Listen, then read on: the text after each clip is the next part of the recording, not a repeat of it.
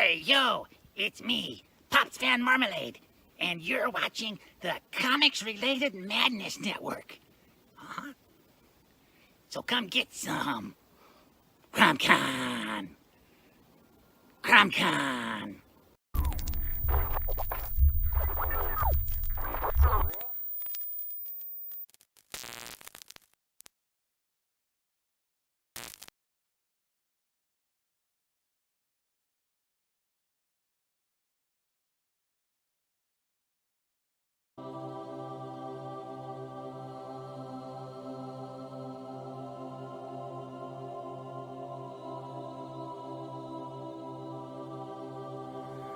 The original intention of the film was just for my personal use, but I thought with it being such a unique thing that I'd like to offer it to anybody who wants to see it. Things like that. And it's just a unique film of him. He says, I beat you. He says, they say we came in under the dead heat. He says, that's not true because I beat you. And the American said, well, he says, if you like to think so, he says, but I know the real story. He says, I know I clearly won that one. See?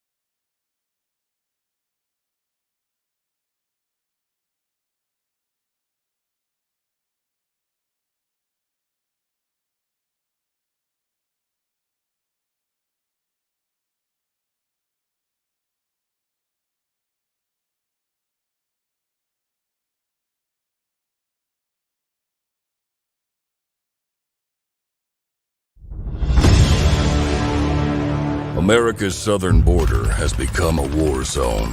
Human traffickers, drug smugglers, and terrorists flow across the Rio Grande with impunity, secure in the knowledge that no one will stop them. A distant federal government lectures Americans on their privilege while punishing overworked Border Patrol agents who were helpless to stem the tidal wave of invaders and determined migrants. Second-generation Cuban-American Marcos Zamora is a military vet, more patriotic than most Americans.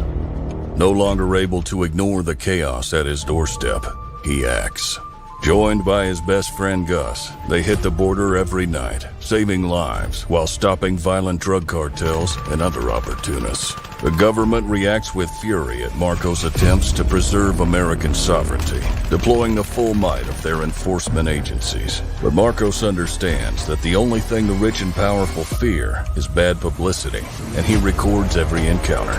Whoever he is, this private American must be stopped.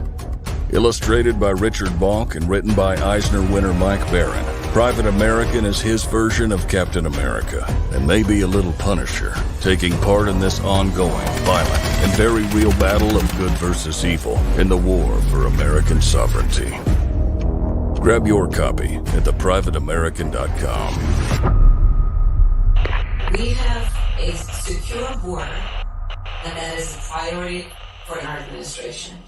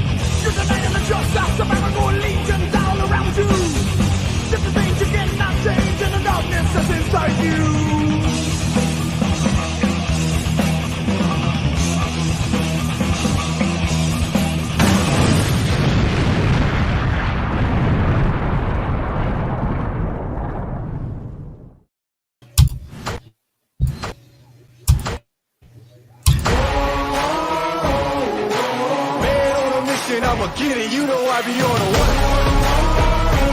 Yeah.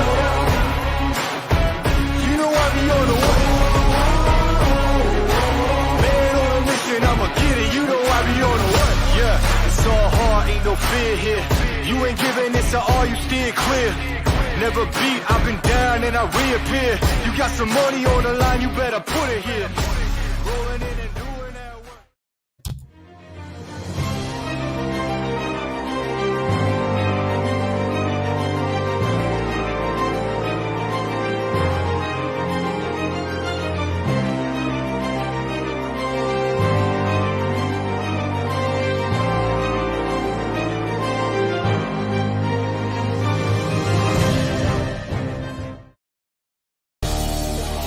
The Madness Comic Network and Comic-Related Madness proudly presents Madness Open DrawStream, featuring the Richness and a variety of special guests.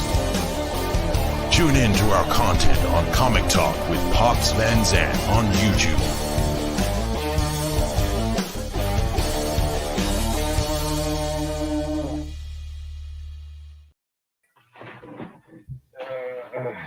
Okay. Bloody hell.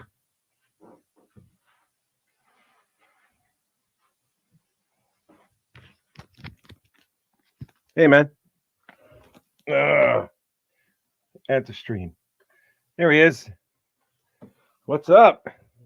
I'm working. You're doing a draw stream. Okay. How you doing, man? How goes? You're working. All right. And anybody wants to show up, by all means, come on in. I am drawing Yogi Berra. I am drawing all of the Hanna-Barbera characters. Let me see if I can get a little bit of music in here.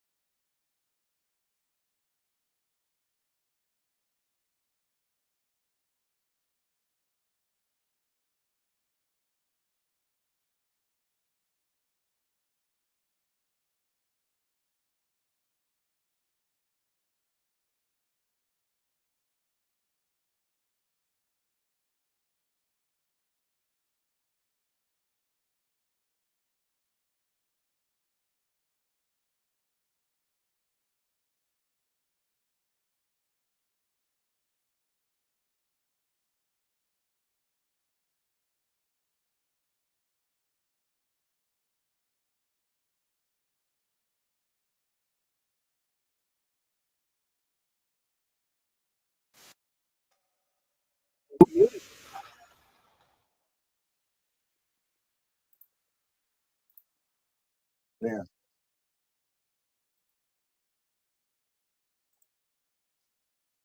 All right.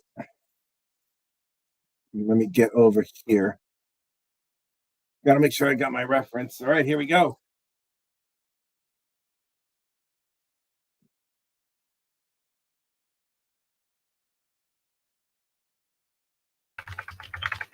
What's up? Hey, how you doing, guys? How you doing, man? Doing good. Hey, how you doing, guys?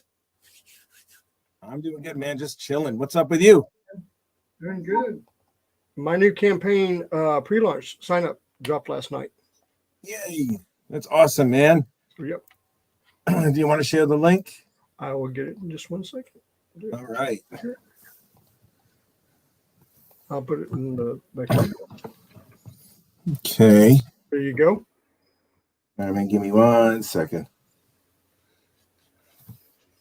I don't know where it would be. Did you put it in the private? Yeah, private chat. I gotta find it. There it is. Okay, Indiegogo. All right. Yes. Click on that link. Click on this I have a great team with me as well. I've got Gabriel Taib. I've got Peter Gilmore. I've got Shelby Robertson. I've got Joe Esmond. I've got who else do I have? Somebody else. Oh, I don't know. What you got? Dan Lawless is also involved. So quite a group working on it. Excellent, man. I'm the only one working on this one. Well, I'm actually doing all the artwork for the main book. They're doing all the stuff for the stretch goals. Oh, nice, man.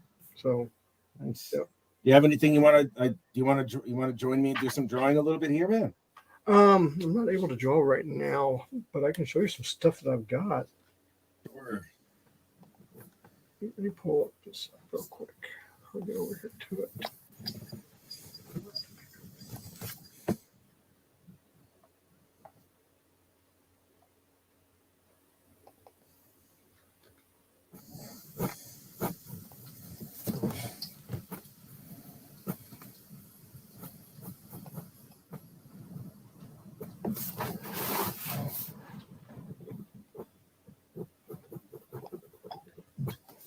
I'll share my screen with you. I think you can. You should be able to. So I just did. This is actually one of the trading cards. This is one of mine that I'm going to be having for the campaign. Let's see if I can switch that. How do I switch that? I'm trying to make sure I get it. How do I do that? There you go. Ooh, look at that. Oh, how nice. But yeah, this is the female vampire Mina. She is the wife of the Count. Okay, cool. She's in the book. And this is the Count. This is the other trading card I'll be doing. Excellent. So you also do the interior art, huh? Yeah, I'm doing the interior as well. So I've got 15 pages already drawn and inked. So going How many more pages do you have? We're doing 48 as a base, but if we hit a special stretch goal, we're going to go to 60. All right, excellent. And when are you launching? Well, right now is a sign up, but we're going to actually launch on February 1st. We're going to do a 60-day mail where you can sign up and everything like that. Now, when you sign up during this time period, you're going to get a special option of getting a special cover. That cover will only be available to those that pre-sign up. Nobody else is going to get that cover. Oh, no. Oh, yes. Oh, my goodness. Now, here's another thing about this campaign that is completely different than all other Comicsgate, Indiegogo, comic book campaigns, all of them. Mm-hmm. Not only are you going to be able to get this graphic novel, but you're going to be able to get all 3 of the novels. What? Yeah. That's insane. Yeah. So the novels are going to be involved. Now, I can tell you this already. The combined sales of all 3 novels have passed 40,000 copies.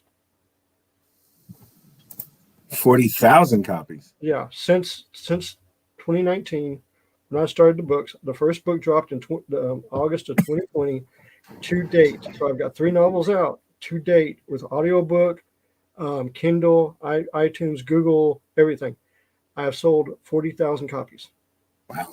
That's impressive. So, yeah. And just 2 weeks ago, I was the headline author for a horror convention here in DFW. Nicely done. So, yeah, this is looking really good to come out. We've gotten pretty good signups already. So, I mean, last night's stream was really good. Joe had a wonderful stream. We did it for about an hour. Picked up, I think, about 35 people signed up already. Just for that stream. And then I was over on who else's stream was I on today? I wasn't actually on the stream. I was just in the chat, but it was on what is it? The one who's doing Nosferatu. Nicely done. So I was on his. We picked up some more backers there. So it's picking up backers, for the sign up. So it's really doing good. I'd like to have about 500 signups before February 1st. What was the most signups you had for your last campaign? This is my first campaign. Oh, good for you. My novels were published through a publisher. Ah, I get you. Okay. So, but yeah, we're gonna, like I said, Dan Lawless already posted his trading card on Twitter, so that's already out in public. So, we're doing all that stuff. So it looks really good. The campaign looks really good. It's got a good story. It's not your typical vampire story. What's so untypical about it? Well, I'll explain. You know what royal families are, right? You know how they set up. You have the king, the prince, and then the younger brother's the count. Mm-hmm. You know what I'm saying? That's the titles. Well, yeah. This guy is the count. He is the younger brother of the ruler of the country. And his brother dies in battle. And he makes a blood oath to protect his brother's family, his own family, and the country. But right after he does that, he's cut down by an assassin from the back. So as he is dying, he makes a deal to become this vampire, to have the power to avenge what happened, to save the family, to save everything. He didn't do it for greed like Dracula did. He didn't do it for that. He did it as self-sacrifice. Yeah. And not only that, but as this goes on, this is the precursor to the novels. And this leads into everything that falls into place for the next 500 years going in, and then you come into the novels. So this happens in late 1400s, early 1500s. And this is the story that starts everything. How he becomes the vampire, how his family falls into darkness and everything. And it takes 500 years to finish up everything. Oh my goodness. How many issues is this going to go? Well, the graphic novel, I can run the graphic novels, one shots them as long as I want to. I got 500 years to play with. Oh, nice. So I can do things. There's another story I'm planning on telling, and that is of another guy named Victor von Stein, and this is the main character of the novel's father. Mm-hmm. And I'm telling his story of when he was younger, when he served in the military, when he met his wife, all that stuff, and going through that, where he saw combat in the Middle East, in the 90s, Desert Storm, stuff like that. All right. So, excellent. But there's a whole lot of stuff that can be done with this. There's so much history, that 500-year history right there in Europe. I can just play with that anywhere I want to. I could do a World War II story where the truth is on him. When the Nazis came into the country, he went ballistic and went after them for taking the Jews out to kill them. And once he got involved, the Germans left the country, so he protected everybody. He kept his oath that he would protect everybody. And I think that'd be a good story too. An alternate history, if you will. Mm-hmm. All right, awesome. Nicely done. And a lot of the stuff I'm taking, when I designed my country, I actually kind of went and looked at Liechtenstein. Have you ever heard of that country? What, Liechtenstein? Uh-huh. Yeah, of course. And you know how that thing's set up and everything? Not how it was set up. I know it's the smallest nation in Europe, unless there's another small nation now. No, it's the smallest nation in Europe. Okay. But the way it's set up is it has a monarch to this day that still rules the country. I didn't know that. Yeah. He actually has... I'm sorry? He actually has the authority over anything that's passed in the country to veto. Oh, wow. And the thing about it is, he's actually the richest royal person in all of Europe. Oh, my God. Yeah, he's got more money than the British family combined. Seriously? Yeah, seriously. The British family has one hell of a reach. Yeah, he's got about that. Yeah, well, I saw it. I know exactly what they got, but he's worth about $8 billion. Okay. Now, the way he's got that country set up is he has a parliament, and they handled it, and the cities have their own parliaments that they handle everything. And any bill that comes out for vote and stuff, they send to him. If he okays it, it goes through. If he vetoes it, it stops. Wow. But didn't know that. But the annual GDP in Liechtenstein is $145,000. That's the annual GDP of Liechtenstein? Yeah, for each family. That's the average income. Wow, that's quite a bit of money. Yeah, that's why everybody likes him. He has a 96% approval rating. Jesus. So Damn. when I saw that model, what he was doing, I was like, oh, I can use this in the story. Nicely done. So yeah, but yeah, it's a good story. The original idea that I got was from the Munsters. So? Well, okay. Have you ever thought about doing the Munsters as a serious horror story? No, I haven't. Why? It doesn't work. It does not work. I tried. Believe me, I tried. But what I did was I took the premise of what would happen if you had these characters blank slate. So you have the vampire, you have his daughter, you have her husband, you have their child, and then you have the girl. That's the main group, right? Yeah. Okay. So he's the vampire. You have to go through and figure out how he became the vampire first. What happened? Mm-hmm. Okay. How did his daughter end up becoming a vampire and their son becoming a werewolf? You have to figure that out. So I had to figure that out. That's some more Povich stuff right there. So what I ended up having to do was I decided to keep everybody in Europe. Yeah. Instead of bringing them to the States, because there's no point in bringing them to the States. Yeah. So what I said was she was already married as a human to her husband. Okay. Nothing had happened to either one of them. But while she was pregnant, they were attacked by a werewolf. Oh, man. While she's dying, her father, who is a vampire at this point, steps in and saves her life, making her a vampire, but she still has the child as a werewolf. See what I'm saying? Yeah, I see what you're saying. And the husband ends up being part of another person becoming the monster. Did not know that. So what I ended up having to do was the original story was just going to follow the count, the vampire, and it didn't go very far because I was like, okay, this is not working. I got to do something. So what I did was I went back and looked at all the characters, and I discovered that the girl was a blank slate. I could do anything I wanted with her. Okay. So the first thing was how to get her over to them.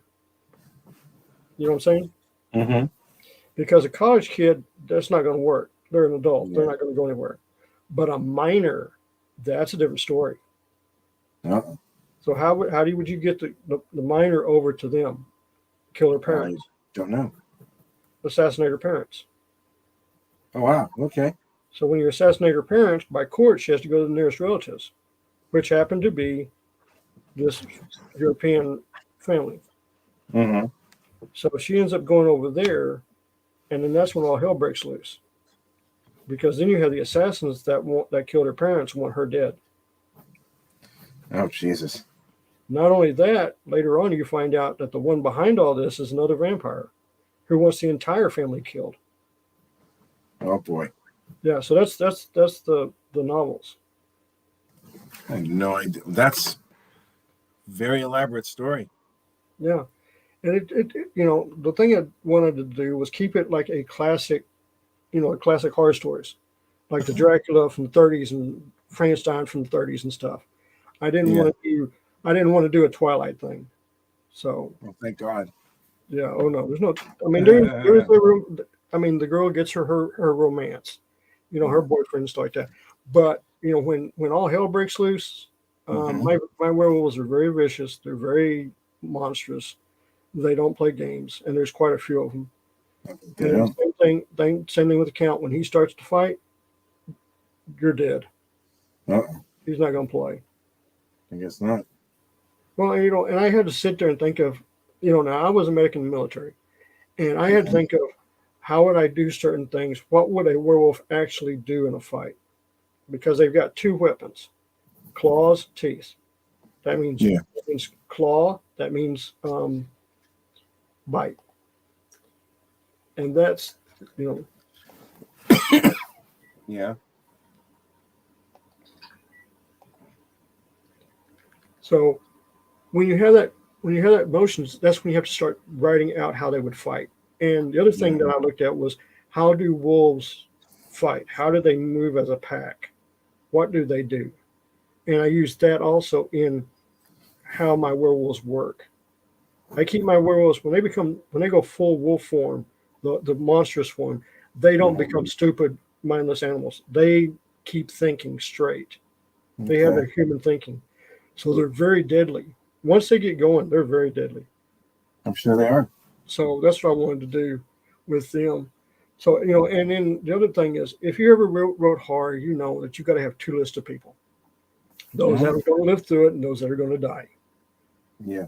The only thing is you've got to place those people that die in the right place to continue the story. You've got to put it that way. If you just throw people in there to die, it doesn't work very well. So that's exactly what I did. Okay.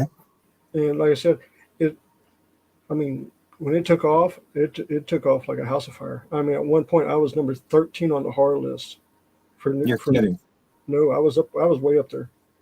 Really? For this story? Yeah, with the story. I mean, it really hit a, I had sales.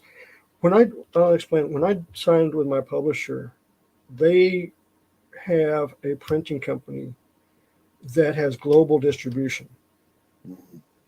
And what that means is, like, say, if I'm having books, like you're in England, right?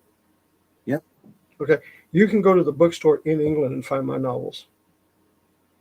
All right. And you can go anywhere in France to find my novels. You can go anywhere. You can go in and ask them, hey, do you have this book? If they say they don't have it, they can order it and it'll be there real quick. Wow. But, that's the reach I have. I have sales in New Zealand, Australia, all over Europe. I even had a couple of sales in Korea and Japan. That's incredible. So I'm very happy. And like I said, with this new campaign, it's going to be, with this new campaign, I get to go back to the comic book field. I get to go back drawing comic books again. And, it's been a long time since I did that. Last thing I did was probably 97. Mm-hmm. Yeah. I started out back in 94 with Christie Shinn. And with who? Christie Shinn. Who's that? He's a comic book artist that worked for DC and Marvel. He's a great colorist and everything right now. Never heard of him. I'm sure he's been around. I believe you. Yeah, he's been around. He's been around a long time. He's doing stuff for Ethan Van Sciver right now. Oh, good for him. And he's also got his own book out called Noah Saga, which is going to be shipped here pretty soon too. Oh, excellent. So it looks really good. But we started out that way. He went on to work with the Ortiz brothers on Richness, and I took off and went to Japan to draw T-shirts for New Japan Pro Wrestling. Nicely done. So I stayed over in Japan until 2001. But I didn't get into I didn't come back into the comic book field probably till 2 years ago when I started just drawing. Well, what made you want to come back to working on comics? My hand had healed. Oh, okay. Well, see, in 2015, I broke my hand, my drawing hand, and not the fingers, but the actual part of the palm. Yeah. Oh, God. So I could not draw. My hand was shaking like I had Parkinson's disease. And so it wasn't until I ran into Brian Wynn, and he convinced me to pick up the pencil. He was like, "Dude, you just got to try it," because I was real hesitant about it. Mm-hmm. And so I just wanted to see if I could sketch something, and I started sketching, and my hand felt good. There was no shaking in my hand. I was like, okay, I can start drawing again. I can start doing things again. And so what I did was I got out my old. I have something that I got back in 1988. I have 8 pieces of paper that Jim Lee drew for me on body anatomy. They're not signed, but they're actually his. I got them in 1988 at a con that he was at. And I've used those ever since to work on my figure drawing and my body drawings and everything. Oh, really? I went back in and I started. You're self-taught and you didn't take any classes or anything like that? No, I've never taken. The only classes I've taken was architectural design and general drafting. Okay. When I was in high school, my goal was to work for Skunk Works. Mm-hmm.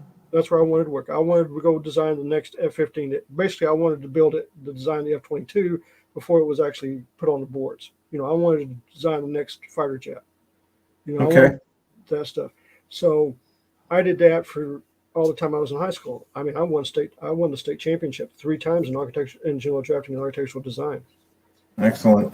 So I was really good at it. And I saw Jim Lee's Alpha Flights in '88, and I was like, "Ooh, I want to try to draw this." The problem was I was terrible at it. I didn't know anything about body anatomy. I didn't know anything about that stuff. So I went up to see my cousins in New York, and we went to New York Comic Con, and that's where I met Jim for the first time. And I showed him my stuff, which is my architectural stuff, and I showed him how bad my people drawings was. And I was like, "How do I fix this?" I actually, we talked, and this is before he was famous, so nobody was at his table. There wasn't a line or anything like that. Yeah. And so he took about 20 minutes, and he was doing sketches. He was like, "This is what you need to do, spinal cord lineup, chest, how to draw the chest, how to draw the pelvis, how to line up this and your head, and how you angle everything." So I've got 8 sheets of paper that I still have to this day that I go through every, when I need to do something for a refresher course, I go back and look at those pieces of paper. And having it really helped. So, and what happened was I went off to the Army, became a combat medic. So I really got to see real body anatomy. I got to see everything about a body. I know, your muscles, there's certain little things in your hands that a lot of people don't know about, So all this stuff added up to my drawing abilities back then. So I got some work. It wasn't great because everybody in the kitchen sink was getting hired. But, now I'm here now my novels are making me really good money. And I'm going back into the comic book. Good for you, man. So, yeah, older and wiser. Yep. That's awesome. But yeah, like I said, it was a great time. Really, really loved it. 90s were the best time for comic books and comic book conventions. Okay. Well, for the conventions. I know. Terrible for the industry. Well, the early 90s. I'm not going to go past 97. The remaining 90s were terrible because Marvel 90s, almost went bankrupt. Yeah, I know about after 97, everything fell apart. I was working in Marvel when that happened. Yeah. Well, I heard you that one night you were talking about that. The thing was, I missed that because I went to Japan. And I got over there and... Excuse me. I'm sorry, what did you say? Well, see, when that all went down, I was over in Japan. So, in 97, when it all started crashing, I got that contract to go work in Japan. So I went to Japan. I didn't come back to 2001. So that was still a not so great time either. Yeah. Well, when I came back, I wasn't really that big into the comic book scene. I had lost connections and stuff like that. I was still doing stuff for New Japan, but I was doing it here in the States. And I was doing stuff for some other companies too. So, it was where the money was. You would go where the money was, and the money was what I was doing. I was able to buy a house, sports cars, motorcycle, the whole thing. So awesome. But that was a good time. But like I said, I had a good time. And now I'm glad you succeeded with all that stuff. Yeah. I'm happy for you. But now I think the independent market is so much better now than it was back then. Well, what makes you say that? There's no way to advertise back then. If you didn't do mailers and stuff and cons, you couldn't advertise. That is very true. There was no YouTube. There's no email. There's no Twitter. There was nothing. That is true. There was no way to really crowdfund unless you just got your friends around you. Yeah, that's true. Also, that's the big difference. When I saw, because Ryan was talking about doing independence. I was like, dude, independence sucked. You got to go get your friends and family to help you. If you ain't got the money, you got to print books out of your pocket and all that stuff. He was like, oh no, it's all changed. I was like, what do you mean? He had to explain it to me. And I was like, oh, okay. But the old way back, back in the early 90s when you're trying to do stuff, it just did not work. Yeah, it's hard to do. It was the color printing was expensive. A lot of those indie books were black and white. Well, yeah, the place to go around here was Brenner. Brenner Printing down in San Antonio was where everybody went. Even in our I don't even know what printing we had up here in New York. Yeah. And Anarch Press is is actually right next door to Brenner Printing. They actually use Brenner Printing, even to this day. So, But I would say I would say Anarch Press is the poster child for the successful independent publishing company because they've been around for so long. I think they've been around now 30 years, maybe a little bit longer. I think they actually were going before Image came out. Okay, cool. So you don't have anything to draw with you right now? No, I don't. I actually fixing to have to go eat lunch, so I'm gonna. But I do thank you for having me on. Yeah, sure, man. So I will be departing. Thanks, Pops. Thank you for having me on. Richness, good to see you again. Yep. See you later, man. Maybe next time I'll be able to draw with you. Next time you're on the DrawStream, yeah, definitely. Okay. All right. Catch you guys later. All right.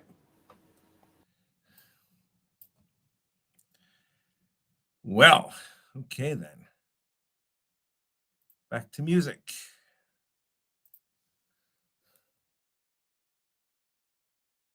Okay, where am I going to go with this one? I do not know.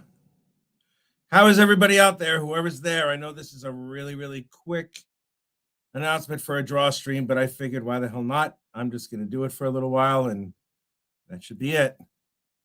Royalty-free rock music. Rock music. Woo, woo, woo. Give me a sec.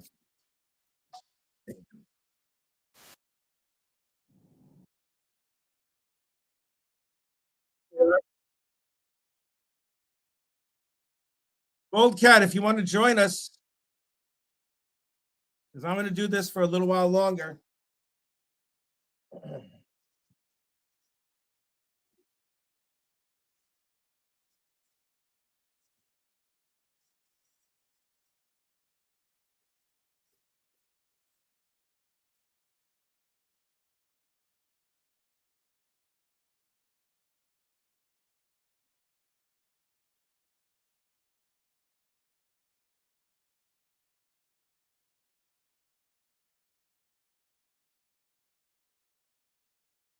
Look how.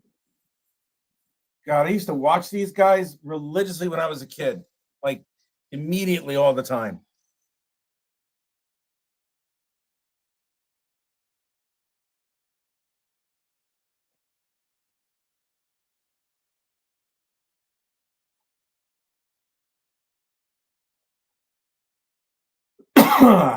Here we are.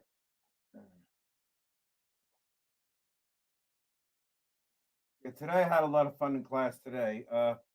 One of my students drew me. It was so much fun. And she was bored and she was like, I didn't want to do anything, so I drew you. And I'm like, oh my God, I'll show that one later. I'm going to post that drawing later. And that was so awesome. I was like, whoa, that was so dope. Join Rich if you dare. Yeah, that's right. Don't be such a bunch of pussies. I dare. Oh boy, here he is. How you doing, man? What's up, man? I'm watching you turn my beloved cartoon characters into ravenous, rabid creatures. Yes. Yes. Yes. They are the barbarians. Is that a hippo hurricane holler? What happened? Is that a hippo hurricane holler happening there? It's Peter Potamus, man. Yeah. I see him in Megillah. Yep, Megillah and Baba Booey. Baba Booey. Yes. Baba Louie and Peter Potamus and So-So, and you have Quickstraw McGraw, and you have Mr. Peebles right up here as like the mentor who sees everything. He's the Professor X of the group. Oh, okay. Was Ricochet Rabbit Hanna-Barbera? Yes, that's right. Ricochet Rabbit, where the fuck is he? Oh my God, I forgot about him. Sheriff Bing Bing Bing. Yeah, I know. I remember. Oh, damn it. Ricochet Rabbit, where the fuck is that guy? Rabbit. Be like the Flash of the group, wouldn't he? He was the Flash of the group. That's right. Damn it. That's Ricochet Rabbit. Oh, he was the shooter. Did he run really fast? I don't think he ran really fast. Oh yeah, he ran really fast and bounced off things. He ricochet off the boulders. Oh man, great! Now I got to figure out where I'm going to put him. I'll figure it out later. I'll add him later. I got El Kabong, so I'm good. How's it going? Doing all right, man. You know what? One of the best things DC did in the last 5 years or 10 years was when they did that Hanna-Barbera Future Tense series of books. Wait a minute. I think I saw some of those things. What were they? That was the Hanna-Barbera characters, all of them, as though they all inhabited the same universe. And that included Johnny Quest, Oh my the God. Impossibles, and Frankenstein Jr., Woo! and Birdman. Oh my God. And it was like all one big crisis crossover adventure. It was fantastic. Oh my God, really? Yeah. Oh man, how did I miss that? Excuse me. How the hell did I miss that? Damn it.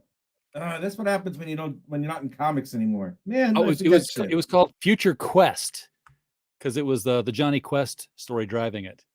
Oh my God. That's crazy. Oh man. Now I wish I saw it. I might have heard of it somewhere. I'm not sure, but damn it. I wonder if they ever compiled it into an omnibus or something. Oh, I don't know. If they did, they should have. If they didn't, they very well should have. Oh man. It looks like they did. They put it in 2 volumes. Volume 1 and Volume 2, because they're like, oh, shit, you can get the paperback for $8 off Amazon. Holy shit. That's not much. No, second paperback $17. So that's weird. Oh But man. yeah, Jeff Parker wrote it, and Doc Evan Shaner did all the art. That's awesome. I'm looking at That the is cover so now. Yeah, they had a fucking Space Ghost was in there. Oh man, why didn't I see that? Herculoids were in there. Jeez. What? Yeah. What? Oh my God. And all of it played straight and drawn in the same style. So, an anthropomorphic animal looked like he would sit in the same world with Johnny Quest. Dude, that's crazy. Oh my God. Now I wish I saw that. Putting that in my damn just cart. nuts, Well, check that out. What do you think, dude? I'm loving it, man. That is fantastic. They're not so cutesy anymore. No, they're not. They're all deadly motherfuckers.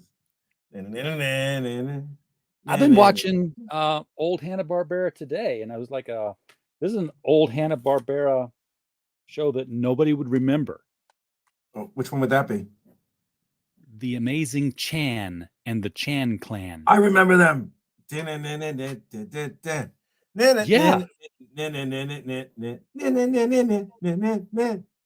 God, that was Amazing Chan and the Chan Clan. Jodie Foster was one of the voices of the kids. What? Oh my God, I had no idea. Yeah, she was the tomboy. Holy shit, I had no idea. That's but here's the real thing that'll crack you up. The guy who voiced Charlie Chan. Oh, Marty Ingalls, I think. No, Key Luke. Oh shit! They actually number one son. An Asian actor's voice. Holy shit! Yeah, they oh my God, they were got miles. Number one son from the original Charlie Chan movies to play Charlie Chan. Holy shit, that's crazy! I had no I forgot. I had no idea. Oh man, that's awesome. It's a hell of a lot. I was looking him up to see what else he had done. He's been all over the place. He was freaking Brack on Space Ghost, and Master Po on Kung Fu. Holy shit! And then you remember the old man in Gremlins that sold the Mogwai? No, it's been a long time since I've seen that. Oh my God. He was the one who sold the Gremlins. Okay. Well, yeah, he was one who didn't want to sell them, but his grandson did. Oh Jesus! And he had to come across the universe, the world, to get him back. Is that Huckleberry Hound on his shoulder? Yes, it is. Oh, It's Huckleberry Hound on his shoulder. And all the new, these are the, you know who they are? I call them the barbarians. I love it because they're from Barbera.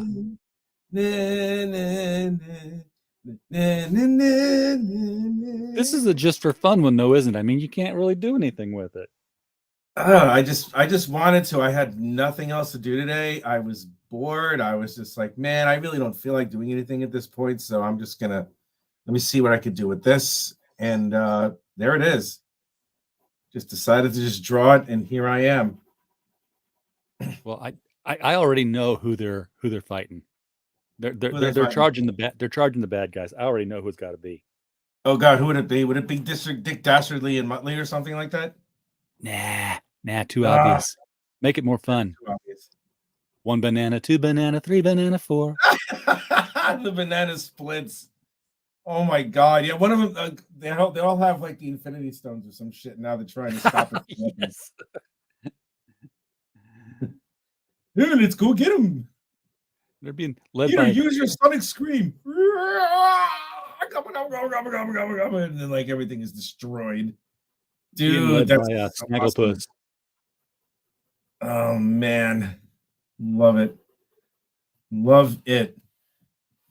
Man, now I'm inspired to do one that's going to be with a little bit more detail on that one next time. I think I'll do that for the DrawStream. I'll make one that's going to be a lot more involved. Like I got to make sure that I line up all the characters and everything, like they're all charging, like a George Perez drawing or something like that. Yes. Every superhero you could possibly think of. Well, if you want to do that, then you want if you're gonna go for that quantity, do the homage to the Death of Supergirl cover. No, well, who would die? I mean, who would be? Yogi could be holding Boo Boo. No. The only one that I would feel bad for is Penelope Pitstop. Oh well, yeah. That would maybe I'll have Yogi holding Boo Boo. That's an idea, but there's not that many. I don't think there's that many Hanna-Barbera cartoons characters. At least I don't think so. Oh, dude. Hey, I mean, Phil, man, what's up? Phil, come on, join us. Get on here, man. I haven't seen you in a while. If he wants to. I remember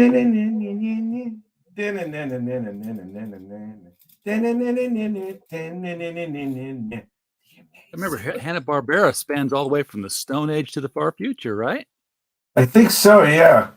Oh man, yeah, I gotta draw the Jetsons too. Oh my God.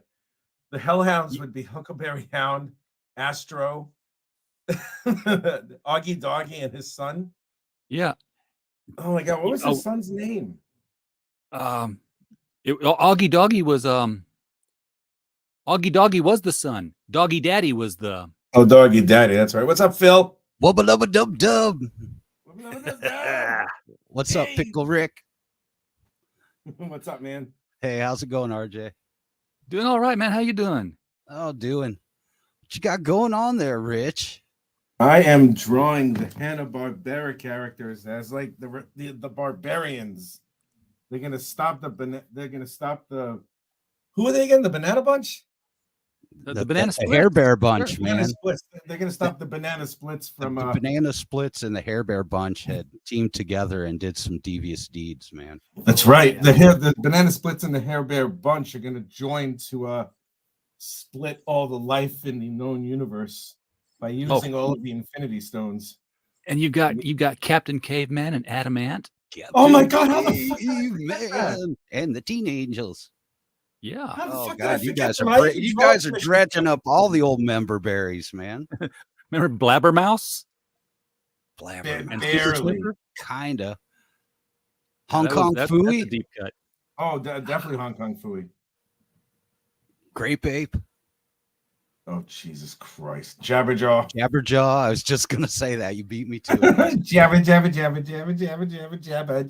Whoa, whoa, whoa, whoa, whoa, whoa. Oh my no God. respect. Oh, my God. Let's see. Frankenstein Jr. That's crazy. Remember Frankenstein Jr.? Yes, I Yeah. remember Frankenstein Jr. The Three Musketeers, Yippee, Yappy, and Yahui. Oh my God! Why What that the sounds hell, familiar, man? but I cannot place it offhand. Oh man, I remember them. Yippee yeah. Oh my God! Ah, Yeah, I remember. I haven't heard them in a long time. I heard you talking about Johnny Quest, man. I'd watched a cool documentary on that. I think you can find on YouTube. It's very long, and it's like the whole history of the creation and production of the whole show. Oh my God! Talking about Doug Wildey and all that stuff to do with it, man. It was really cool. The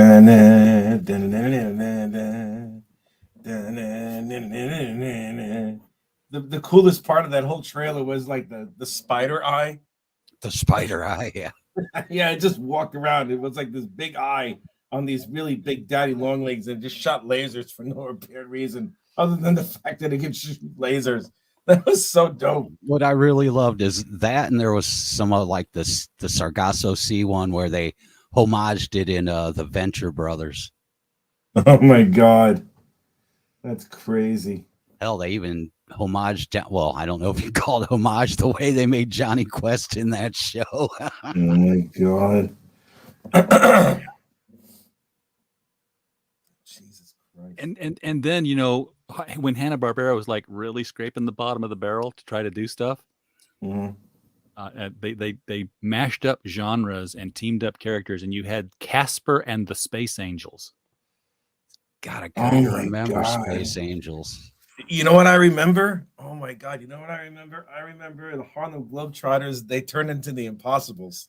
Oh, the Super Globetrotters! Yes, Super the one had like Curly, the bald-headed one, would turn into a basketball. Oh, I know. Yeah. Oh my God! I totally forgot that stuff. And then the tall one had like the one with the huge fro. He would like reach into it and pull out whatever tools they needed. Oh, Jesus Christ! At first, when you said Globetrotters, I thought you were going to say when they showed up on Scooby-Doo. Oh, well, they had two series. They had the regular series where they traveled in a van with Granny. That's right, they did. And then they had the one where they'd turn into superheroes. That's right. Hold it in the. Let's see, the one they traveled wasn't there a Goofy dog they had with them too? Yes, there was. They always had a fucking Goofy dog in one of those cartoons or something, man. Yeah. They're like, Goofy dogs work forever in our shows, so you got to throw one in had there. Clue Club, so we brought in Whooper and Whimper. Clue Club, yeah. I can't believe you're saying Clue Club. Clue Club. I used to love Clue Club. I wanted to be a detective when I was a little kid watching that. Oh, Blue Falcon and Dynamite, man. There's another one for you. Wasn't there Jenny Tartakovsky brought back Blue Falcon and Dynamite, and then Dynamite all of a sudden became like the T-1000 or some shit. Oh yeah, like when they were doing some of those weird one-offs on Cartoon yeah, those Network were so dope because all of a sudden Dynamite became like RoboCop or something like that. It was fucking amazing. They did a twisted one like that too with Yogi Bear and Boo Boo, man. And what happened with that one? Was that one when he was like savage or some shit like that? Yeah, Boo Boo Goes Wild or something like that. I believe that was a John K. I think that's when John K. did a thing or two for him for just a quick one. Christ. Can you imagine doing a mashup right now between Yogi and Boo Boo and Cocaine Bear? What is Cocaine Bear? Oh my God. Oh, you haven't seen the trailer for Cocaine Bear? I think I've heard about this. There's a movie coming out this February called Cocaine Bear, and it's basically this drug lord was escaping, and he was on a plane, and he had to abandon the cargo. This is based on a true story.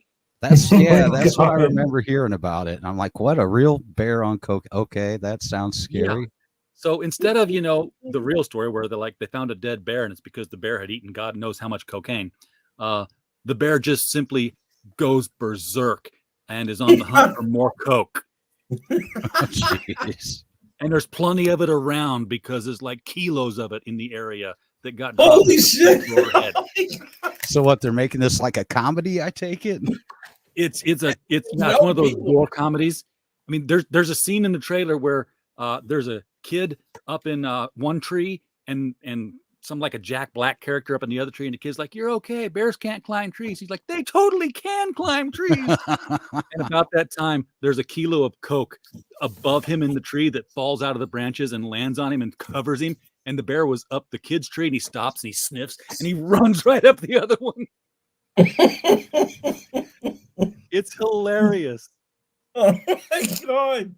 Oh, that's horrible. But that's so damn funny. We could do a Yogi Boo Boo. I don't think you need any more cocaine. The ranger wouldn't like that, Yogi. Well, fuck No, the ranger. fuck the ranger. Hey, Boo Boo, I think you did just one too many lines there, little buddy. Oh my God, that's Look horrible. what I found in this picnic basket. Oh, Jesus Christ. Oh my It's a God. kilo. Holy shit. Oh, and talk about products with limited lifespan. Remember the CB bears? Here comes Vaguely. Mr. Ranger, Oh, I Yogi. remember them vaguely, man. And with Hanna-Barbera trying to cash in on the whole CB radio craze. Oh, Here God. comes Mr. Ranger, Yogi. I remember that now. I remember it, yeah. So we mentioned cocaine and Pop showed up for a minute. That's fucked up. Oh my God. That was a pretty good Boo Boo, though. I have to see that now. Now I have to see that. Oh my God.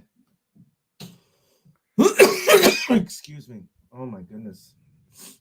Oh boy. The only thing I've seen lately is I watched that the Fablemans movie. That was pretty cool, man. The one I'm that kind was of like the intrigued by that. semi-autobiographical biography Spielberg thing. You know, every Saturday morning cartoon that Hanna-Barbera did, they couldn't just be a bunch of teams that did a thing. They had to be a bunch of teams that were also a rock and roll group. Of Oh yeah, of course. They were always a rock and roll group. Like there was Butch Cassidy and the Sundance Kids. Oh God.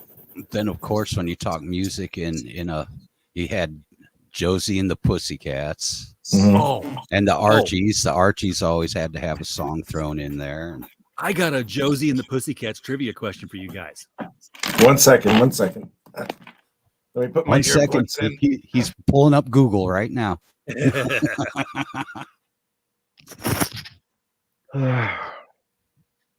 Okay, what's the question? Okay, so Josie and the Pussycats had two sets of voice actors, right? They had the ones that were talking, and then they had the ones that would do the singing. It's always Yeah. the same girls who were doing the singing too. Okay. So Jackie Josephs did the voice for Melody Valentine, the ditzy-headed blonde drummer. Yeah. But Melody also had a singing voice. Okay.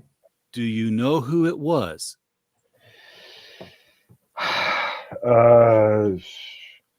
Christy It was her McVie. first professional job. Mariah Carey? No. Stevie Nicks? Cheryl Ladd. What? Oh, wow. I remember her. Way before Charlie's Angels. Oh, wow. Oh, she was hot, man. All those Oh, yeah, Charlie's she- Angels were hot back then. They're definitely hotter than the ones that were around now. Yeah. You know? The new incantation of the Charlie's Angels with Kristen Stewart. Oh, that one? I barely That even one remember. That was not a sucked. memorable at all. It must not have been too good. Sucked. It was so sucked. It was so like, we could do everything better than men. And it's like, oh, can you smile, bitch? Like, shut up. No. Can you emote? Can you act? God. She'd be better playing a non-lesbian lesbian. That's who she would be. Yeah, I'm definitely offensive when it comes to idiots like that. It's like, what was the director? What's the name? Who was the director of that crap festival? I can't remember. It's been too long ago, and it obscure wasn't blonde very who was good. like in a So. bunch of. I think she was in a few Judd Apatow movies or something like that. Fuck was that? She was in a Notebook. She was like the lesser known of the girls that had a first name with the letter A. I forgot who it was. I don't know. I'll just call her Ass. because her movies sucked. Wait, she directed Charlie's Angels, right? Yeah, she did. She's a dope. She was Well, like, the reason why no one wants to go see it is because not enough men wanted to see it or something. Let's Oh see. my There was God. Elizabeth Banks, and then there That's was her. McGee. That's Okay. her. I thought that there's her. There's her. I'm sorry. Her name begins with an E. Doesn't make a difference. She still sucks. there's some trivia for you. What did Cheryl Ladd go by when she did Josie and the Pussycats? Linda Lovelace. Sherry Moore. Sherry Yeah, Moore? Sherry That's her Moore. birth name, I believe. Yeah. Is that her actual name? Moore. Her last name was Stopplemore, but I think she just kind of shortened it for when she got into the business. I'm just skimming through Wikipedia. I'm cheating. God damn. Oh, there's the one we're talking about, the Archies. Honey, honey. Yeah, these characters, these cartoon groups were getting top 10 songs on the radio. Yeah. That's what was crazy about it. Yeah. They remember the Groovy Ghoulies? Holy crap. I remember I used to fucking love Ghoulie watching Groovies, Groovy man. Ghoulies, man. Yeah, and Love they the had Ghoulie Chicka Groovies. That Boom, shit was Chicka dope. Boom. Don't you just love it? Yeah. I talked with Lou Scheimer in an interview. Really? Oh yeah. I talked with him Oh on the my phone for about an hour. God. And Wow. it's on my channel. You can dig back and find it. I Dude, recorded the audio I and have released it. to. Oh my God, I have to. But Lou Scheimer. he was talking about the Groovy Ghoulies, and he's like, "You're not from Britain, are you?" And I'm like, "No." He's like, "Yeah, because we found out too late that Ghoulies meant something else overseas." Oh, I forgot. What does ghoulie means over in the United Kingdom? Bollocks. Oh, really? Oh, okay. All right. Well, It was slang, so it was like, over there is a sexual innuendo. yeah. Everything in the UK is one form or another a sexual innuendo. But if an American says it, it's like, oh, he's disgusting. Okay, what else did the Josie and the Pussycat Band? What a couple of the girls. What other series did they sing the theme song of? Well, let's see. They went into outer space. Roadrunner. They sang Roadrunner. Yeah, Roadrunner. That's The what it coyote's says. after you. Ba-doop. Roadrunner. If he catches you, you're through. Yeah. The coyote's really a great big clown. Me. I remember, yeah. Oh, Jesus. When will he learn that he never can mow him down? God. Yeah, You know I know the whole song. My favorite entry song for any cartoon was the Garfield song. We're ready to party. We're ready. Boom, boom. I hope you bring lots of spaghetti. Boom, boom. Oh, jeez. Garfield. I don't remember the series. I just remember the couple specials they had. Yeah, there were a couple of specials. That was Halloween Jim special Davis and before something. Yeah. Well. That's when he decided to become like Jim Davis, the marketing specialist, instead of the cartoonist. Yeah. And they had Lorenzo Music. That's right. Lorenzo Music was the original voice of Garfield. Yeah. And he sounded more like Bill Murray than Bill Murray. I know, right? I love. Yeah, Lorenzo Music had one of the most recognizable voices in cartoons, easily. Yeah. Let's see. What do you think of the Barbarians? I'm loving it. You needed a bigger sheet of paper so you could get so many more characters, because we're thinking of all the ones that aren't there now. Barbarians. God, that you need Thundar in the background, man. Well, that was Ruby Spears. That wasn't okay. Yeah, you know who did the initial production work for Thundar? Oh, God. Alex Toth. Alex Toth took over. Oh, that's why they look better. Yeah. Didn't he do a bunch of the concept work for it? Yeah, he took it over from Jack Kirby. Okay. Yeah. What? Yeah. Holy shit. Yeah. Numpty's here. Hello, Numpty. Captain Caveman. And I love the teenagers were hot. The teenagers were like, like one of those like MILF stepsister porns ready to happen. Yes. Hey, Numpty, welcome to the madness. Yeah, But, numpty. you know, every teenage every I almost said every teenage girl. I'm 55 years old now. So every young lady that Yeah. Hanna-Barbera put out for us when we were kids, Uh-huh. all of them just wanted though to be Daphne Blake. Well, Daphne's a hoe. Daphne's like that. Daphne's the one that like gets all the dudes and everything, and she's already had a train run on her, so I don't give a shit about her. Pops is going for Wilma. Well, of course he'd go for fucking Wilma. Yeah. And Pops is like 1,000 years old, and Wilma looked like she was 1,000 years old. The first Pebbles hot was a little redhead. hottie when she grew up. Well, I know Pebbles when she was a teenager going to college was the hot one. I was like, Yeah. oh yeah. Sally's, Let me bam Sally's that brother little. doing the voice. Oh my god. Oh Yeah, God, that that one. Wowsy, wowsy, woo, woo. No. Oh, Schleplock. Bad luck, schlepper. Bad luck, Schleplock. Schleplock. Bad luck. Oh, Jesus Christ. Jane Jetson was pretty hot. Yeah. Jane Jetson was hot. I'd nail her. I'd nail Rosie first, though. Rosie's got Well, all the- see, I man. didn't catch the one in the corner. Hey, quick straw. Hey, quick straw. Hey there, Bubbaloo. Oh Hey, God, no. you know what you can do? Come on. Come on. Oh, yeah. dude. Look at this. It's Since like you've got Mr. Peebles in the back, like the Professor X thing, and this is your Oh yeah, X-Men yeah. I tribute. gotta finish that up. Holy fuck. That's right. Okay, so this is your X-Men tribute. The rest of Kind them, of. you could have like an Avengers tribute with more of the characters. Well, what I have to do is I'm gonna be because now I'm inspired because I want to make sure I do it right next time. So what I'm probably gonna do, excuse me, what I'll probably do is I'll probably take 2 of these big old sheets or something and tape them together, and then figure out how I'm gonna lay out the whole thing, and then I'll just drop it all in there, and it's gonna be like the most magnificent cartoon stuff that I've ever done in my fucking life. It's gonna be so dope. And I'm going to draw that during the DrawStream, so that's going to be some crazy shit. Yeah.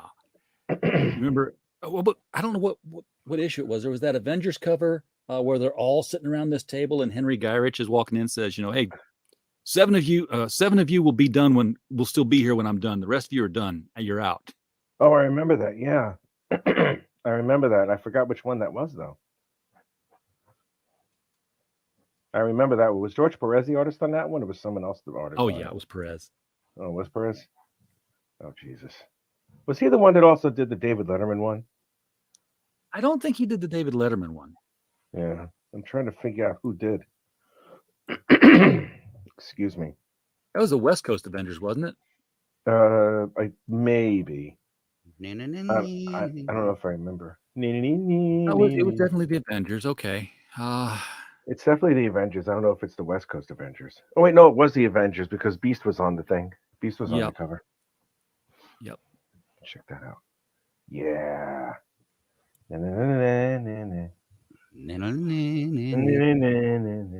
I'm waiting to see what they do with that X-Men 97. I have no idea what they're going to do with the X-Men 97. Might be cool.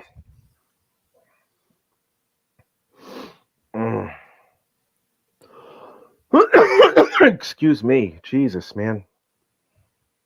You get one cough and all of a sudden it just doesn't stop. And no, I don't have any fucking COVID. I must have I went to the gym and I don't think I toweled off enough. You're smoking the devil's cabbage, man. That's right. I've got my window open because I don't have a choice. There's no glass in it. I've got it uncovered. Oh, really? So it's like 50 degrees outside, but it's been like 20 degrees outside and I've had it open. And I put my bird feeder right outside it. So I actually had a bird fly into my room the other day, looked at me and flew right back out. Yeah. Over there across the pond, what kind of weather do you get right now, Rich? It's pretty moderate. It's not all that bad. So when is your winter time? For like a couple of weeks. Oh, okay. So you're still like in the fall phase then? You could say that. Yeah, you could say that. Oh, okay. Cover was done by Al Milgram and Joe Sinnott. What? That's crazy. Oh my God. It was Assistant Editors Month. Oh Jesus, I remember that. That's crazy. I remember Assistant Editors Month. Well, Assistant Editors Month. Holy shit! Assistant Editors Month. Was that the one where John Byrne was kidnapped by the Watcher, and then he went to see the trial of Reed Richards? Was that the one? Maybe. Trial of Reed Richards was a serious thing, though. It was a serious thing. I remember. I had that issue. It was pretty fucking awesome. That's where they determined that Galactus was a force of nature. Yeah, instead of evil. Yeah, he was a force of nature instead of evil. Because Reed Richards saved Galactus's life. And as a result of him saving Galactus's life, he consumed the Skrull throne world, pretty much destroying the Skrull Empire. That was awesome, though, how he just did it. How he just showed up, and he's like, well, all right. That was like 10 billion Skrulls wiped out in like less than a minute. It's like, oh, too bad. Haha. Oh, well. Sucks to be you. Sucks to be you, you ugly green bastards. Oh, man. Woo. All right. I'm going to turn this camera off, and I'm going to put my face on because I'm tired of drawing. Man, I have not had my drawing legs for a while. I'm actually not so keen about it. Just give me a sec. Yep, here I am. Oh, God. I know, right? Go fuck yourself. Oh, man. So, yeah, I'm going to take a snapshot of that shit, and I'll just post it. Dude, one of my students in my class, we were working on a storyboard camera angles and stuff. And all of a sudden, out of nowhere, you're going to love this one. She decided to draw a portrait of me, and I have it saved, and I'm going to post it a little bit later. Let's see if I can get everybody on this thing. Let me see your beautiful faces, you ugly bastards. Do I gotta? You don't have to. Oops. Shit in the way. There I am. Oh, man. Okay, for the brief second. One brief minute. Yeah, you do. Oh, God, it's that guy. God, you scared me, man. No nudity happening here. Got everything covered up. Okay. Oh, it's December. I'll officially wear this. Look. Hey, good looking shirt, man. I like that. Product placement. I know, right? I got some magnets in the mail today. What'd you get? Joe. Oh, man, that's awesome. Another one of those things where Sticker Mule said, hey, 50 magnets for, a donut and a cigarette butt. And I'm like, got that laying around here somewhere. Keep it away from your hard drive, man. Oh, my God. Does that even affect them anymore? Aren't they all like I don't state? know, but I sure don't want to test it. Maybe not. Maybe what time of year it is. Mechanical hard drive. I don't know. Probably still would. Solid state. I don't know. I have no clue. I've had solid state USB sticks go through the washer and dryer twice and not lose anything. That's crazy. Yeah, I've got three kinds of birds that come to this feeder that I stuck on the other side of the glass, and then they come through the open glass window and sit on the perch because I put seed there. I'm like, I'll put seed here, and a bird will come through here. I know it will, but I do it anyway, even though I'm inviting chaos. Because if a bird actually gets in here, a shitstorm if he can't find his way out. But the bird that did come in, he beat his head against the wall 2 times before he found where the window was. It's not supposed to be a maze, RJ. It's a straight in and out. It's not a problem. But I have white-breasted nuthatch, I have Carolina chickadees, and you'll love this. I have tufted tits. I do too, especially when it gets cold out. Yeah. That's what they are. I'm like, seriously? Now a lesbian. Oh. No. Why not? I'm okay with it. I think my neighbor just lit up because one thing we don't have around here is skunks. Oh my God. We don't have any skunks here. We don't have any, we barely have any squirrels here. Oh, we really don't have that many small arboreal creatures here, to be honest with you. Not really. And not we once. Have foxes. I've got squirrels. I've got raccoons. I've got deer. They all come to the same feeder that I put out there. Oh my God, that must be so wonderful. It's kind of cool getting the young bucks popping up here now. Get some 5-pointers out there. We live. I mean, they're in people's front yard just grazing. We're living in a nature Every day. reserve kind of area. No one can shoot them. Every day they're in our front yard. Look, we have trees that look like big old dildos because the deer come and eat all the lower level of the tree and leave a big old head on top that they can't reach. Holy shit! So leave it to you to spot something like that. Yeah, well, why are you spotting like dildos like almost immediately, Dude, man? like the whole row of trees on the side of our house looks like a bunch of fucking dildos. God, dildos, No, I and think blowing you've been planting transformers, and yeah, you're rough planting neighborhood, many yo. of those. Oh, Velma's a lesbian. Yeah, she is a lesbian. Yeah. She swings both ways. Hangs out with Yeah, she Daphne. swings Of both course, ways. she's a lesbian. Well, actually, she hangs around Shaggy, and I'll bet Shaggy's swinging. Eh. I'll bet Shaggy's the tall, Shaggy's a lanky guy. lesbian He's too. fucking- Zoink, Scoob. I think personally, what was it, Shaggy? He's kind of like the Pete Davidson of like the 1970s guy. You know, he's scrawny, he's skinny, he's tall, and he has like a horse penis or some shit like that. So it's like he's swinging back and forth. Shaggy is the king of lesbians. He sure is, man. No, they're hanging out with Shaggy because he's got the good weed. He's snacking all the time. He's got the good weed. He's got the good D because that's why Velma was with him, and she was a lesbian up until she met Shaggy and stuff like that. So yeah. That's why Daphne was always with Fred because Fred was always able to be controlled. He's a bitch. Fred's a bitch. Come on, he wears an ascot, for fuck's sake. You know that Scooby snacks are nothing more than edibles. Small cut They're brownies. edibles. They're edibles. They're edibles. They're edibles. Yeah. Why do you think they fiend for him so much? Eric Boyd, dildo trees and lesbian cartoon characters. Yeah, lesbian cartoon characters, man. You can't beat that. You can't beat lesbian cartoon characters. Oh, see, now we. There's your next drawing, Rich. If you want to do the Hanna-Barbera, just take all the just take all the Hanna-Barbera chicks and and have them like scissoring each other. You haven't put them in a big old scissor. Oh, you know, we should do a kaleidoscope of scissoring with all of them like scissoring each other. Oh God, Rich is going to make more glurp drawings, man. I should do that. That's awesome. That's got to be like a late night draw stream. Like it has to be like 4 o'clock in the morning. It's scary when Rich does the glurp drawings, man. I'm sorry. What'd you say, Pops? I was just thanking Eric for that highlight of our show right there. Oh, the dildo trees and lesbian cartoon characters. That's Yeah, right. you didn't say nothing about Rich's art, just dildo trees. And Yeah, thanks, Eric. Appreciate that. Appreciate that. My fucking. I can take over his show with one sentence. You see how it works? One sentence. I hate you. Look, Hate you. we don't have a show without you guys. RJ, you know what I'm talking about. That's my line. We don't have a network without you guys. Mm-hmm. Speaking of which, Phil, did you see how somebody in the madness was looking for a flatter the other day? Flatter? I don't do flats, man.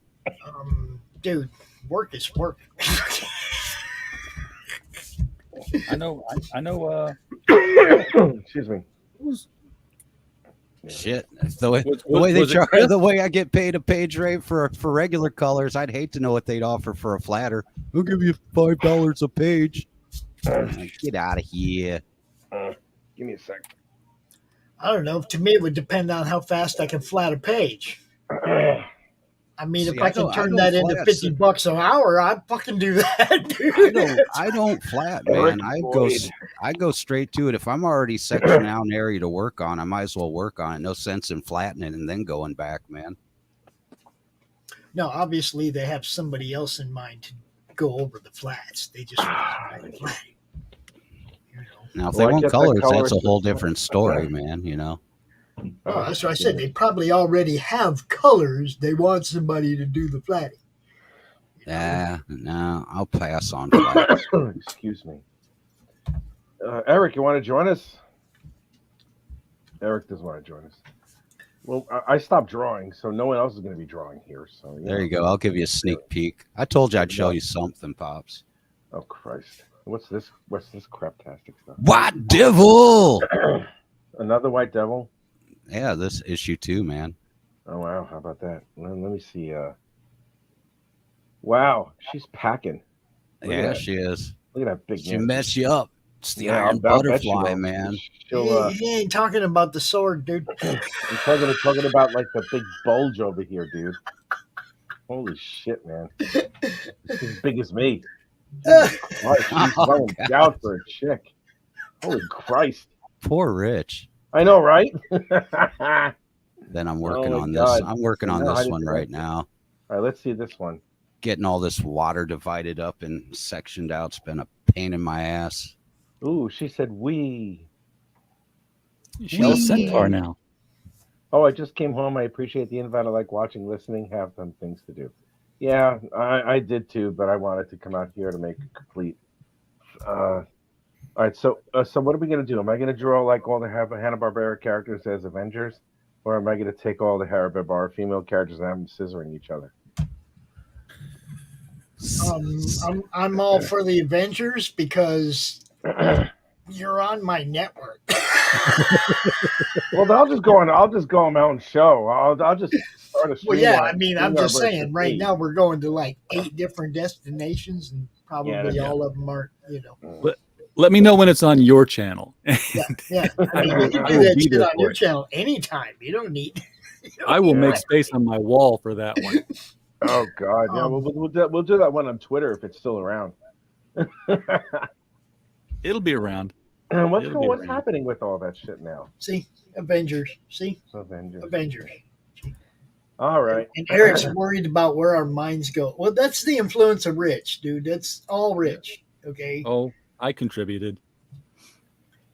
Beneath this calm, Rich going all Mr. Garrison on us. Oh yeah, going well on us, Phil. I said you're going all Mr. Garrison on us. Oh, scissor me. Oh yeah, scissor. Oh God, you guys are a bad influence on me, man. That's not my fault. Yes, it is. I can't. Oh no, nothing. Sure. I know nothing. Oh no, nothing. God. Just hanging out. I'm just hanging out waiting for Elon to drop all that Hunter Biden stuff at 5 o'clock. Oh jeez. I need Oh yeah, he's dropping it all. He's dropping how Twitter suppressed the story and everything. He's exposing the company that he bought. That's fucking great. I gotta take this. We'll see, because he hypes everything and never does the follow through, man. Yeah, well, I mean, he said he's releasing Twitter's role in the suppression of that laptop story at 5 o'clock. So, you know, I care nothing for the Twitters, man. I've left Twitters long ago. That doesn't matter. It's on mainstream news too, dude. It's gonna be. I haven't paid much attention to that. You know why? Because I'm too busy making comics to fucking deal with all that shit, man. Dude, you're okay with big tech suppression and interfering in in elections and all that shit? He's exposing all that shit, and you're like, okay. Okay. No, I'm brushing our teeth. I don't give a fuck what you guys are talking about. That means YouTube does it. That means Facebook does it. That means all the social medias that you use are doing the same shit. He's exposing the one that he bought. Okay. If he bought them all, he'd be exposing them all. They're all the same, Phil. Yeah, got exposed Parlor and Troth Social and all that shit. They're all the same. I just said that. I just fucking said that. I don't know. Like I said, man, he always says something and then he never follows through. So I don't know. What didn't he follow through on? It's so little of importance to me. I don't even remember. Put a fucking rocket in space, Phil. Who else? After the first fucking 4 blew up that they kept quiet about, man, that till it got exposed by a Freedom of Information Act. He did it. Who else has done it, Phil? God like damn, I said, man. The dude fucking. He's broken the ground on a lot of shit, man. You know, it's like I don't care. I just care about comics, man. I don't care what kind of mess he's stirring up over there. Oh, I'd say it's a mess he's cleaning up over there. Just depends on your No. outlook. No, it's all a mess over there, no matter who it is, man. You know, I left Twitter a long time ago because it's a not constant just Twitter. mess. You're not listening. Well, I don't really. The only thing I'm ever really on is maybe Right there. Facebook. Right there. That makes, and Facebook is no different. Zuckerberg is fucking no different than Jack was, dude. Yeah. Same Well, fucking clowns. Didn't Facebook go to Congress for something as far as data? Same clowns. I thought so, probably. Jack and Zuck were the Zuckerturd just Zuckerturd Zuckerturd was just in that what was it in Congress where he's just looking like a robot and drinking water constantly. Being. Mark Zuckerberg is not a human being, and if he is, Mark he doesn't Zuckerberg and Jack Dorsey are the he's same got his person. emotions Twitter and Facebook are the same, bro. They kind of are, yeah. The same. They just have different. Like I said, I formats, don't but they're care the because same, all I really. post up on any of the social media is just art and comics. I give not a fuck less about all that other shit, man. Yeah, but some of That's those just comic out people my got way. suppressed. I can understand where Pops is concerned because Those comics people have gotten suppressed by places like Twitter and Facebook. That's why you all They just need to go suppress to us all the Jibber Jabber, fucking man. time, dude. Yeah. That's why you just need to go to Jibber Jabber. I post there more than anybody. What the fuck are you talking about? That's what I'm saying. Screw all the rest of that. Go to Jibber Jabber. Go back and You know, everybody else needs to go there too. I'll make some. You see what I'm saying? I can sit there and post all day if nobody else does. Why?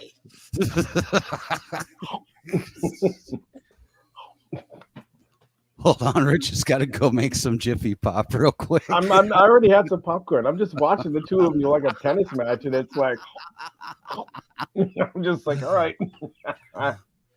Like RJ and I are watching. It's like we're in an action movie, and we watch two RJ chicks knows what beating I'm the shit out of saying each is the other and truth. tear each other's clothes off.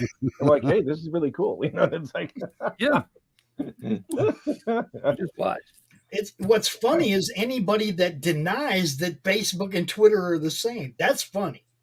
That's funny. Somebody say, "I'll do one, but not the other." When fucking I'm just saying, I limit it. I limit my social media. They You know hung me, out Pops. together. Pops. They What have I planned told shit together, dude. Pops? What have I told you forever? When I'm on a comic stream, I like to talk about comics and art. I could give a fuck less about that other shit at this point in time, man. I'm gonna go watch porn. Nobody's arting. This is. Nobody's arting. You could be arting. You're not. I was am. arting. Okay. I was arting. I I can't art if I'm busy arguing with you, man. Dude, you didn't come in here arting. You came in here talking, so we're talking. There's a difference. I was arting, man. I tell you, Where? I showed you some of You my showed arting. us something. You ain't drawn anything or colored anything on any of our streams. You know, Rich, we can start talking about vaccinations, and this whole stream will get taken down. Oh my Yeah. God! Dude, I shit you not. I got the vaccination, and then a few months later, I got COVID. Well, yeah. It's not meant to prevent transmission or reception. So what's it do? Well, it does give it to you.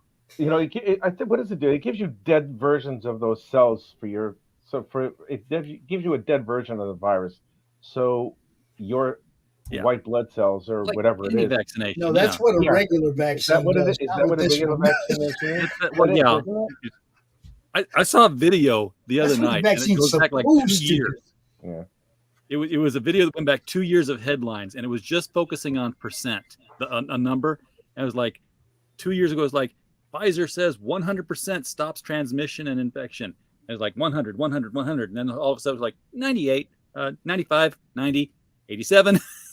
And then it got down to where, no, it doesn't stop either one, but you won't feel as bad. And then it was just like, you're dead. You won't feel as bad because you don't feel Viruses anything. evolve. You fell out. Viruses evolve. It's just a good thing that COVID didn't evolve the way that Ebola has been evolving. Oh. I know. You know why COVID evolved? Because somebody in a fucking laboratory said, what happens if we take this thing off of the one and we put it on the other? I mean, I was like, why are you doing that? Yeah. That's like Let's experiment with this thing we already know kills people. Woo! What worries me with stuff like that is them playing around in the permafrost up in the Antarctic and reviving old viruses and shit, man. You've heard about the that's John Carpenter. That's how the thing started. They've actually got one they brought back to life. They're calling it the zombie virus, and I'm like, oh, great. Really? That's really smart to do. All right, let's push this button. It's a dinosaur killer. You know what that reminds me of? That reminds me of the moment that Jack Swigert stirred the tanks in Apollo 13, where it's like he just pressed the button, and all of a sudden the fucking thing exploded. It's like, oops, I shouldn't have pressed that button. Let's see if I press virus A to virus B. Oh, fuck, I shouldn't have done that one. That's where that joke comes from. Don't touch that button. Don't touch. Oh, God. What does this button do? Don't touch that button. Oh, my God, that's horrifying. Oh, that's terrible. Where'd Phil go? Where the fuck he go? I'm still here, man. I'm hoping the sequel to the Dread movie will have the same tone. It is the one movie I am looking forward to seeing if it actually happens. Yeah, me too. Me too. No, the movie to see is Cocaine Bear. Yeah, Cocaine Bear. Oh, God. If they do a Dread movie, I want it to be specifically written for Dread this time. Because that other movie was off another script that wasn't even to do with Dread. They just Really? They just I didn't know that. I liked the first Dread. The first Dread was crazy. You mean the one with Carl Urban? Right. Yeah, that was another script on something totally, and they just revised it and turned it into a Dread script. Oh, really? So I hope with the new one that they actually write one specifically for it. Okay. I mean, I liked the Carl Urban one, man, but don't get me wrong, but I'd like to see one that was really made specifically for Dread. What made you think this one wasn't? What's what? You look at Carl Urban as Dread, and then you think, yeah, that was Cupid on Xena Warrior Princess. Oh, God. That was his first job. One of his first jobs, at least. What a sweet little boy he looks like. He made a great Bones. I'll admit, he made a pretty good Bones.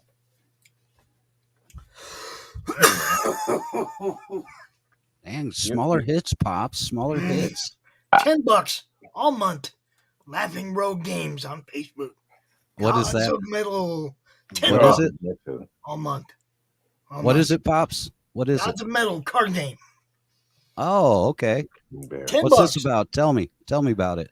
Well, you build your rock and roll band, obviously, right? You build your band. You write songs to take out the evil baddies, the evil baddie music demons, and you have to build a song, build a band, build songs to win. And at the same time, you can be getting killed by the record execs. Usually, you end up dying once or twice in this game and having to be brought back. It's kind of what happens. So, what, you actually write songs, or is that just like cards that you pull up and you stuff? have to put together a beginning, middle, and end. Oh, okay. Create a full song, and it's a card game, so you don't always draw the card you want, right? Yeah. Oh yeah. It kind of reminds me of I mean, we've demoed it. We've demoed it on the channel a couple of times. If you look at Madness Gaming playlist, you can watch us playing it. Okay, cool. I'll check it out. Max played it. Max likes it. Greg Shinn did a comic book called The Rascals, Rascals with a W, and it was a rock band of anthropomorphic rabbits. And their van breaks down at a crossroads, and an abandoned, nobody around it at the crossroads. And sure enough, there's a goat at the crossroads, an anthropomorphic goat. And they can't figure out why their van stopped. And he says, "Hey, why don't we do a little?" Came down to Georgia. Yeah, a little Robert Johnson at the crossroads. So they play their song, and it was better than his. And he says, "Okay, you beat me. Here's your reward." And he cursed them. He's like, "You will always run into the supernatural horrors until you write a song better than that one." And then it's like Scooby-Doo from that point forward. Anywhere they go, there's world-ending supernatural catastrophe, and they all ended up with these like supernatural gifts that allow them to see it. And it's hilarious. That sounds interesting. I still want to. I just want to see fucking Cocaine Bear. I don't give a shit. You do want to see Cocaine Bear, trust I me. want to see Cocaine Bear. I have to fucking see. I grew up Yeah, reading I have Dread. a I read password to Dark take I care of. want to know who decided they're going to make a movie. Cocaine That's Well, based they made- on real events. Hold up. Is Well, this look, from, they made a was this movie from called the meth- Fire. Was this you from know? the Methigator? Did this story evolve out of the Methigator? Methigator? No, this was a real thing that happened in Kentucky. And it was this real. There was a drug lord. He did fall out the back of a plane. He died 10 miles away on impact. And his cocaine got scattered out the back of the plane. And the plane flew off and crashed in Georgia. And they found a Holy bear shit. who was dead It's an actual next fucking to a thing. duffel bag of cocaine that he had eaten and gotten into. What the So there was fuck? none of this bear attacks. It just killed him flat out. What would even prompt the bear to do that? It's not like it smelled like food or anything, man. So that's Yeah, but see, they sniff shit, right? So he Right. walks, that bag is busted open, and he walks up and goes, "That's all it takes. His ass and done." then he's like, "Oh, hey, what's this? All right, yeah, That's woo." gonna stop his heart in a fucking minute, dude. You know. He's like, "Woo! I can get a whole bunch of stuff ready for hibernation, man." He didn't do a line. He did a bag. Yeah. Jesus, I mean, think how big that nose is, dude. Trailer. You know? Someone play that trailer. Someone play that trailer, man. What is it? Yeah, that's the trailer for Cocaine the Bear. Cocaine Bear, man. Is there a trailer for it? Are we gonna get struck over it? Nah. Probably not. No. We could talk People over get it, and struck. it The probably worst you get is wouldn't, a man. claim, which means they'd get some of the money. Which, what is it? You know. Yeah, no, right? Like a couple of pennies. There's no actual. I don't think there's any actual songs that are copyrighted on this thing. No, there's. It's not a musical thing. It's a trailer. Everybody's been playing it. Yeah. Okay. Oh man, I can't wait. This Now it's this live action. Yeah. Yes. Oh, animated would be hilarious. That's what I was wondering. It almost sounds like some that See, now that'd be animated, I could see, but here It'd we be like go. a John Crick-Falusi. Yeah. All right, here we go. Medic! Oh, Jesus. What is that?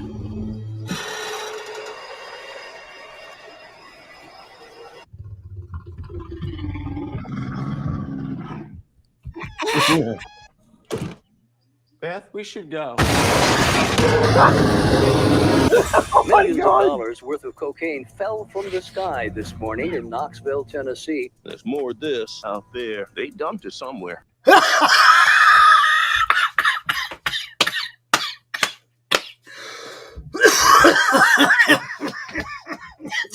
Too funny. Too freaking funny. Look, it's I'm looking for my daughter. Forest is a dangerous place. Where's that? Hey, Henry, check it out. Gary Something got Russell. into it. A deer, maybe. Yeah, man. Should we try A some? lot of cocaine was lost. I need you. Oh my God! Really, Yoda? No, don't eat that. Don't eat that. Oh, Let's see Jesus. what kind of effect that has on. The bear. God. It fucking did cocaine. A bear did cocaine. There was a bear. A bear? It was Thor. Hey!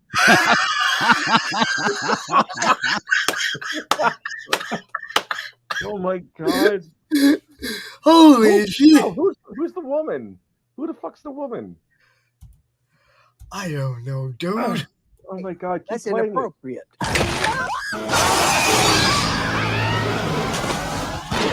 You're safe. Bears can't climb trees. Of course I can.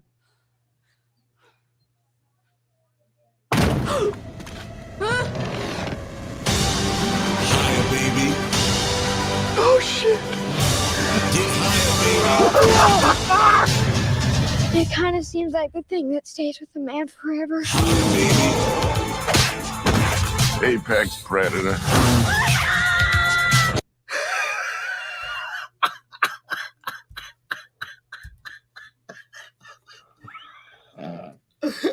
All right, damn it. I'm gonna go see this.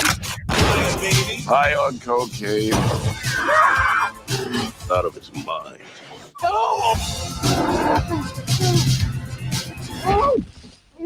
Oh man, you fucked. What the fuck is wrong with that bear? Shoot it! Bitch!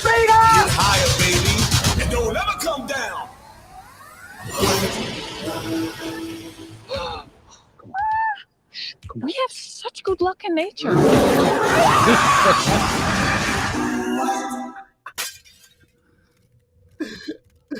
Tell me you don't want to see this. Crap. And then in the sequel, he moves to Miami and becomes a kingpin. Oh my God, dude! This has to be followed up with a Methigator. It has to. Oh, Kerry Russell's in it. That's who that is. It Yeah, has Felicity. Yeah, Felicity. Scott Seiss. I forgot who that guy is. Christopher. The EMT guy. There's the EMT guy's a comedian, and his whole bit, you find him on YouTube and Twitter all the time. He's the IKEA worker, and people ask him questions. He's like, they come up and ask me a question. They say, can you do this? And then he starts the dramatic music, and he starts leaning and says, no, I can't do this because I'm not, you have to see him. I can't do his bit. I know who you're talking about. This guy, he's like, he decides to talk. He talks about how, like, if any, like, unfair labor practices. That's what he does. He goes against them. The Kaeyoon Kim, the girl in the ambulance, she's kind of hot. I have a thing for Chinese chicks and stuff like that. No, I do, man. You're always hungry an hour after. I know, right? Tell me that's why do you think I fucking keep eating? You know? That's stupid. Ray Liotta's there. That's his last fucking role, man. Is it me, or is like all the classic actors that we Rich.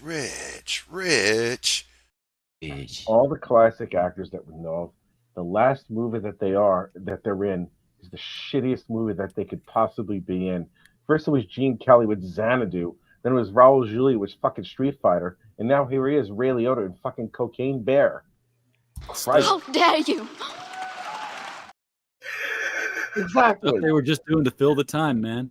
God, and that's why they died, because they lost whatever cinematic dreams they had. And they're like, "Oh, I'm gonna die, fuck," and then that's it.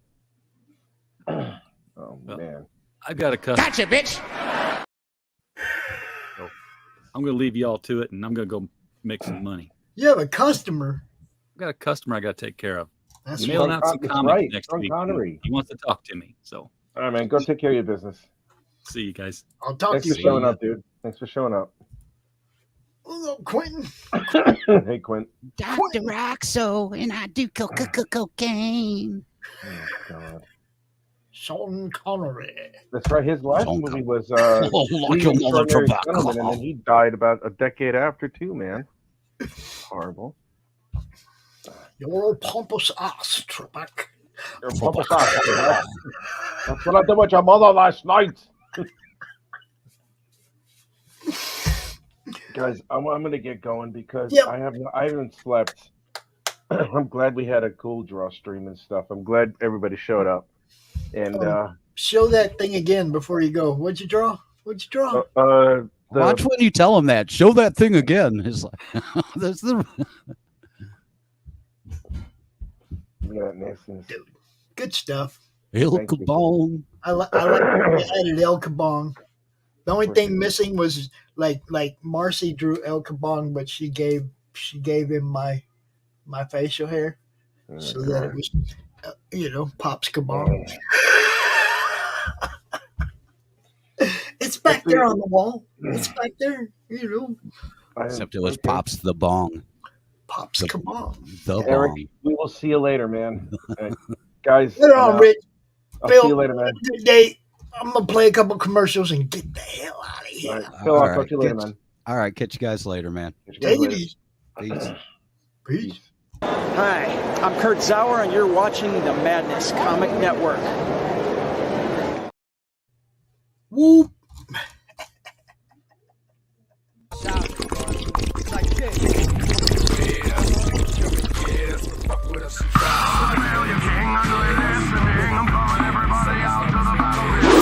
Fuck with the dudes that do this for a living. And if you want it with us, we don't care. Look into our eyes and you see no fear and no remorse for the words that we speak on our mind. Working overtime. always on the grind. I told you before to come and get me. Didn't see semi-automatics, but I see plenty of these faggots coming through claiming niggas skills and they don't really have it. Y'all don't really go with tag. Addicts, feckers got my bag. The fact that's all I really need. I only start on fuck having them platinum plaques. When I got Doc, Cap, and IBS, we got hot on the track. No more beefing and no more diss. I finally got all the monkeys off my back. Stick on the floor and y'all already got all the money that you say you got. I don't really care, don't say what I want, so maybe one of these days I'm making shot. I blew up fast, these people never thought I would've could. The kid when I heard y'all try to shoot me down, but still I stood. Y'all already know I stand tall, I can't follow.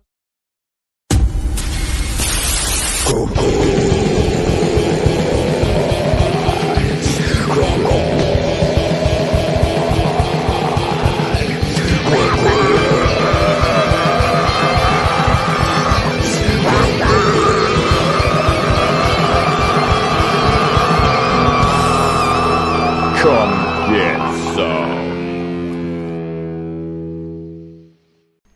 How do you end this thing? How do you put the where's the brakes on this bus? I forgot. Jazz how to do it. hands. Jazz hands are done. Comic Books for Kids provides comic books to kids in hospitals and cancer centers across the U.S. It's a place where we can all work together to make sure every child has a comic book. 100% of all proceeds go towards the kids. It's about making a difference, and while they're in the hospital, allowing them to fly like a superhero, battle dragons, or rescue teddy bears. We are in every state in the country and now support over 160 hospitals. Every month, we add more. Visit